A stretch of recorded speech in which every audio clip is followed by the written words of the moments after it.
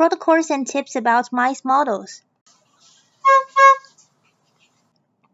Keep sanitation of the SPF mouse. Follow animal ethics. Be aware of biosecurity, like viral vectors. Greetings to you. In this chapter, we're going to have a word about mouse models. This table is about different ways for mice drug modeling. Bioavailability, time of onset, and duration of action differs in each means. I'll say a little more about Gavard. These are some tips about Gavard. Keep the rat's head and neck in a straight line, enter from the corner of the mouth, and too much Gavard or drug effects may affect the appetite and the body weight of mice.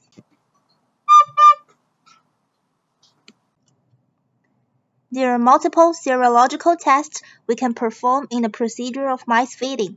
For instance, the classic tolerance test to check the insulin and the blood glucose levels, and other experiments like the free fatty acids measurement.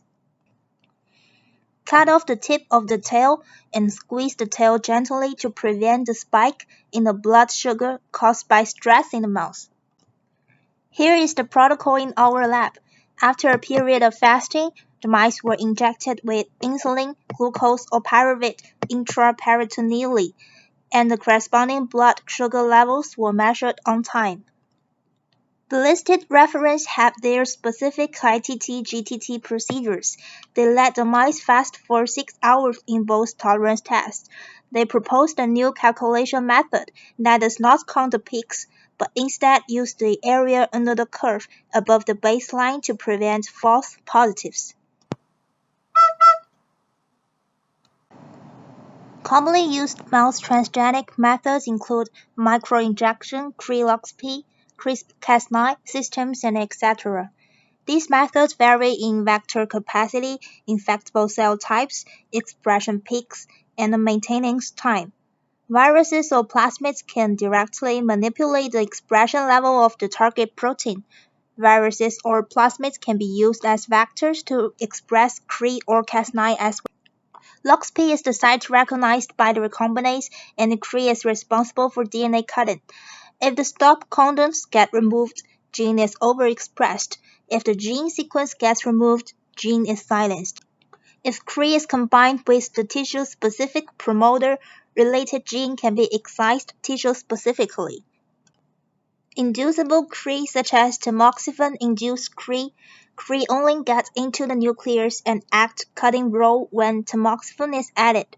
This system can achieve delayed cleavage. The CRISPR-Cas9 system is similar to the FLOX-CRI system. CRISPR is responsible for positioning and Cas9 is responsible for cutting DNA double strands. This system can cut multiple points but is less efficient. We can use tissue-specific CRI to achieve tissue-specific knockout.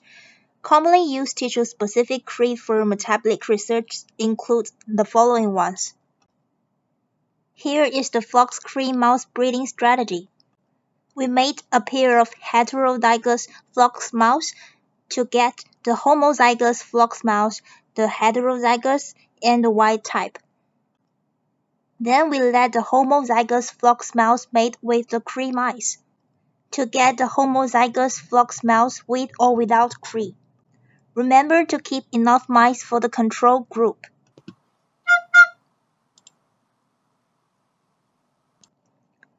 The last topic in this video is genotyping. The process includes crude DNA extraction, PCR, agarose gel making, electrophoresis, and development. This table is the lysis buffer used in our lab. Add proteinase K and lysis buffer to each sample. Keep it between the 50 and 60 degrees Celsius. Lyse for more than 4 hours, or maybe you can do it overnight. And then centrifuge at high speed for 10 minutes. Take the supernatant. Add ethanol, centrifuge again. Get the precipitate. Finally dissolve it with the pre-warmed TE buffer. We use a 20 microliter system for PCR and use a 2% agarose gel for the electrophoresis. You can use the previous sample as a positive reference and use the water mentioned in the PCR as a negative reference. You can find supplementary reading materials on my JIT book. It includes mouse rearing and labeling. Thanks for watching. If you enjoyed this video, just replay it. If you have any questions or suggestions, feel free to contact me through email.